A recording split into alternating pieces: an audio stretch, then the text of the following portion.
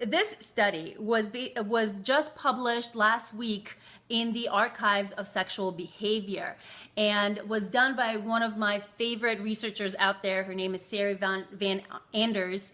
And what, oftentimes we do studies where we bring people in the lab and we show them different kinds of porn and we see how they react for whatever reason that we're interested in seeing how they react.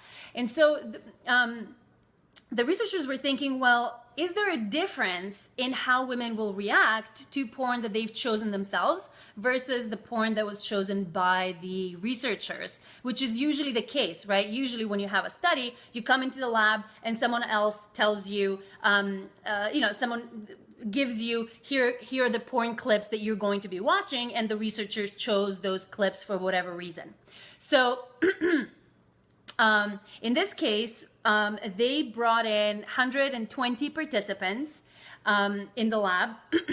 They basically, they brought them in the lab, they gave them a bunch of questionnaires, and then they sent them home, and they let them watch porn at home. There were three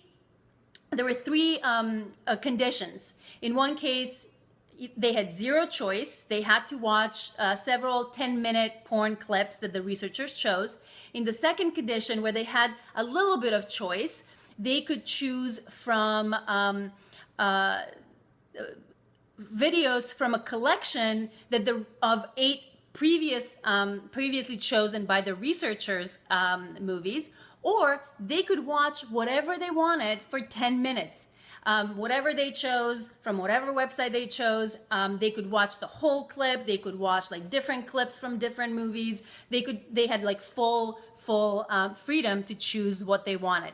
And then they asked them before, during, and after watching the movies, the clips, how aroused they were, how enjoyable it was, how much they identified with the movies, with the clips, how much guilt and embarrassment and shame they felt. They definitely did not have to watch Two Girls, One Cup. So what do you think? Do you think that they identified more? Do you think they had more pleasure? It takes me 10 minutes just to pick a video. Science makes you aroused? Well, good. I hope you stay aroused. This was a study by 2 researchers from University of Michigan. More pleasure. They could select any genre that they wanted, right? More pleasure. So yes, as you would expect, they had more pleasure when they had a choice in the matter. The more they could choose, the more physiological and physical arousal they felt.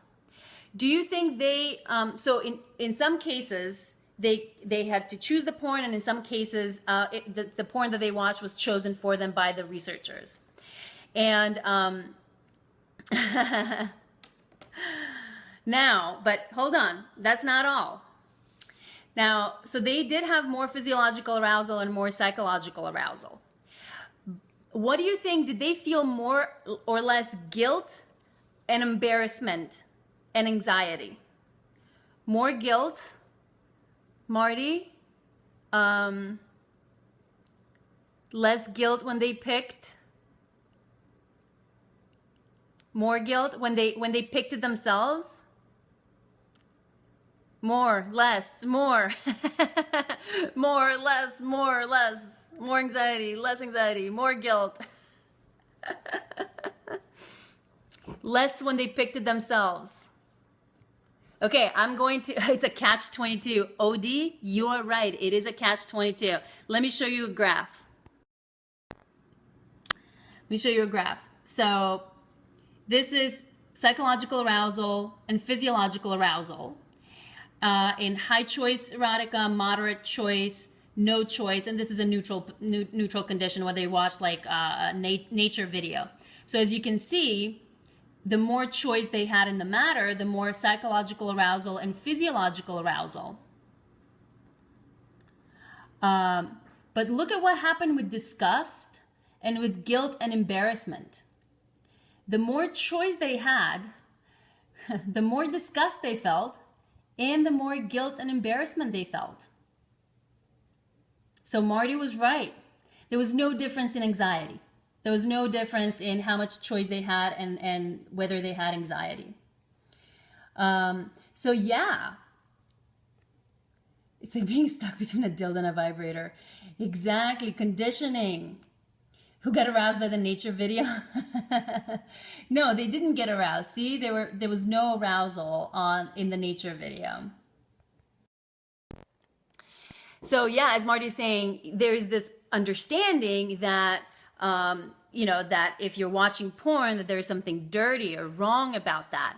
And if you get to choose that yourself, then you clearly wanted this. And so if you get aroused to that, then you're a perv, right?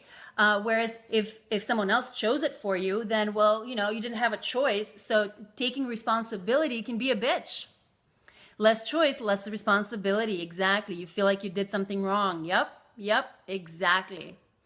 It's like, I love you tonight, but I hate you tomorrow. Well, yeah, so sexual arousal is often, while you're aroused, you're like, ooh, this feels great. I'm really into it. And then once you come, you're like, oh, shit.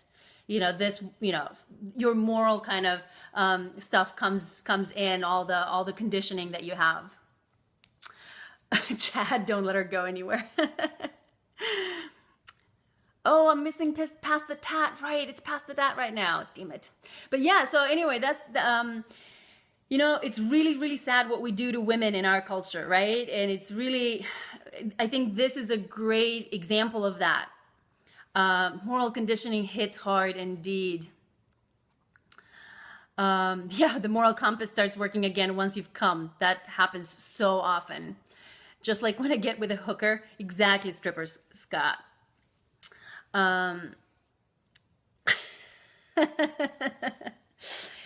Yeah. So, what culture may be better? Well, I mean, there are some cultures that are less oppressive to female sexuality, and certainly ours isn't the most oppressive. There are other cultures that are even more oppressive to female sexuality, but we're not doing a very good job. And this is a great example. Like, choosing that porn led to more arousal and more enjoyment of watching whatever they chose to watch, but at the same time they felt more disgust and more guilt and embarrassment. Now the complicating factor here was that the more they identified with the porn that they chose, the less that effect of guilt and shame was found. So make sure you're identifying and owning your porn choices. Don't let fucking society tell you that it's not okay. You do whatever feels good to you. As long as everyone making that porn was a consenting adult making that porn, you can enjoy it.